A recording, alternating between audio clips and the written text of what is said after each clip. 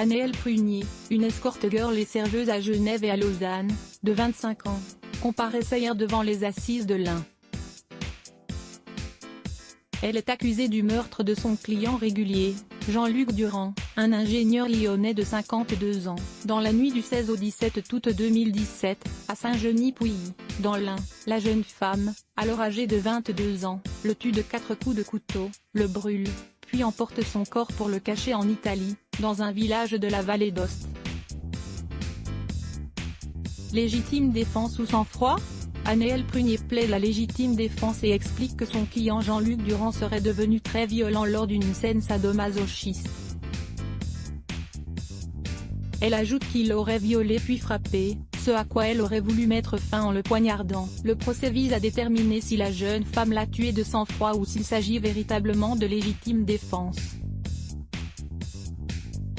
Elle a reconnu avoir transporté, en voiture, le corps de son client jusqu'en Italie. Le corps de la victime a été retrouvé, en partie brûlé, dans une commune de la vallée d'Aoste, non loin de l'autoroute A5.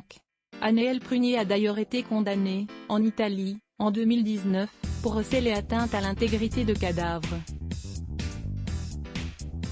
L'autopsie a indiqué que la victime avait reçu 4 coups de couteau, au cou et dans le dos.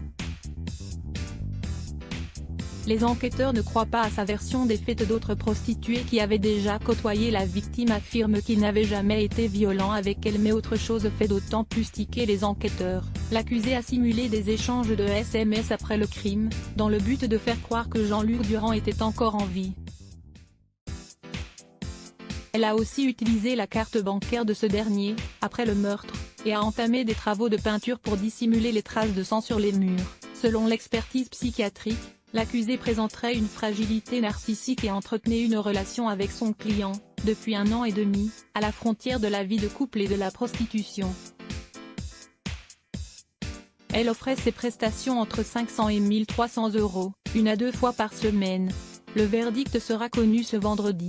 Kaina Boudjidja à voir aussi, on est dans l'incompréhension totale. Vincent Lagaffe effondré après l'assassinat de son meilleur ami, à lire aussi les ce bloc ADS.